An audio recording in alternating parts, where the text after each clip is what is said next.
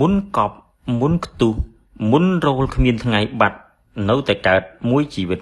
ប្រសិនណាអ្នកញ៉ាំអាហារបែបនេះមិនឈប់មុនគ្មាននរណាម្នាក់ហាមឃាត់មិនឲ្យកើតបាននោះទេតែអាចកាត់បន្ថយមិនឲ្យកើតច្រើនទោះកើតមុនក៏ងាយនឹងបាត់ទៅវិញនាពេលបច្ចុប្បន្ននេះមិនថាស្ត្រីឬក៏ប្រុសកំពុងតែជួបបញ្ហាកើតមុនមិនបាត់កើតស្ទើរតែគ្មានសល់កន្លែងធ្វើយ៉ាងម៉េចក៏មិនបាត់ដែរក្នុងថ្ងៃនេះយើងនឹងសូមលើកយកមូលហេតុមួយចំនួនដែលធ្វើឲ្យអ្នកកើតមុនកប់មុនផ្ទុះមុនរោលគ្មានថ្ងៃបាត់នេះបើយោងតាមប្រភពរបស់ mayoclinic.org មូលហេតុធំទី1នោះគឺមិនសម្អាតមុខនិងប្រើប្រាស់ផលិតផលមិនបានត្រឹមត្រូវ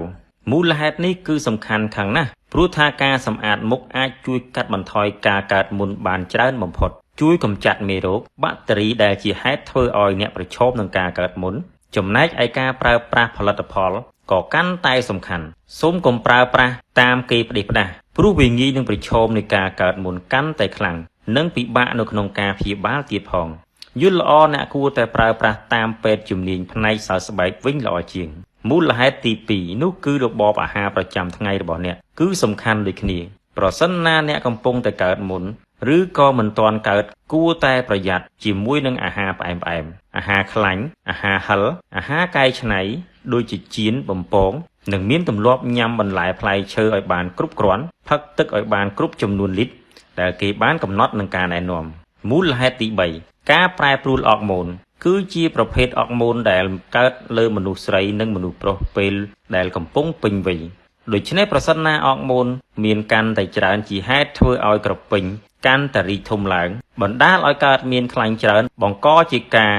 លោតមុនឡើងមកមួយវិញទៀតតាមលោកវិជ្ជបណ្ឌិតសនបុលៈជាអ្នកឯកទេសផ្នែកសើស្បែកនិងសម្រស់នៅ Clinic Ella បានបញ្ជាក់ផងដែរថាកត្តាដែលធ្វើឲ្យក្រពេញខ្លាញ់ផលិតជាតិខ្លាញ់លើសនៅលើស្បែកមុខគឺវាអាចបណ្ដាលមកពីកត្តាជាច្រើនដូចជាអ្នកដែលមានស្បែកមុខខ្លាញ់ស្រាប់ហើយគាត់ទៅប្រើប្រាស់ផលិតផល Skin Care ចំប៉ះផលិតផលដែលបង្កើនខ្លាញ់ទៀតនោះវាកាន់តែធ្វើឲ្យមុខរបស់គាត់លើសជាតិខ្លាញ់មួយវិញទៀតគឺអាចបណ្ដាលមកពីកត្តាចំណីអាហារក្រុមអាហារដែលនាំឲ្យក្រពេញខ្លាញ់របស់អ្នកផលិតខ្លាញ់អាក្រក់ច្រើនមានដូចជាស៊ុតទឹកដោះគោអាហារលើសជាតិផ្អែមអាហារលើសជាតិខ្លាញ់គ្រឿងស្រវឹងព្រោះអាហារទាំងអស់នេះជាកត្តាធំបង្កធ្វើឲ្យមុខរបស់អ្នកកើតមុនមិនចេះបាត់ដូច្នេះដើម្បីការពារកុំឲ្យមានការកកស្ទះរនញើសនៅលើស្បែកនិងជៀសវាងកុំឲ្យក្រពេញខ្លាញ់ផលិតខ្លាញ់អាក្រក់បង្កទៅជាមុនអ្នកត្រូវជៀសវាងការញ៉ាំស៊ុតទឹកដោះគោស្រស់អាហារលើសជាតិផ្អែមអាហារលើសជាតិខ្លាញ់គ្រឿងស្រវឹងទាំងអស់នេះវាគួរកាត់បន្ថយឬគួរកាត់ផ្ដាច់តែម្ដងក៏បាន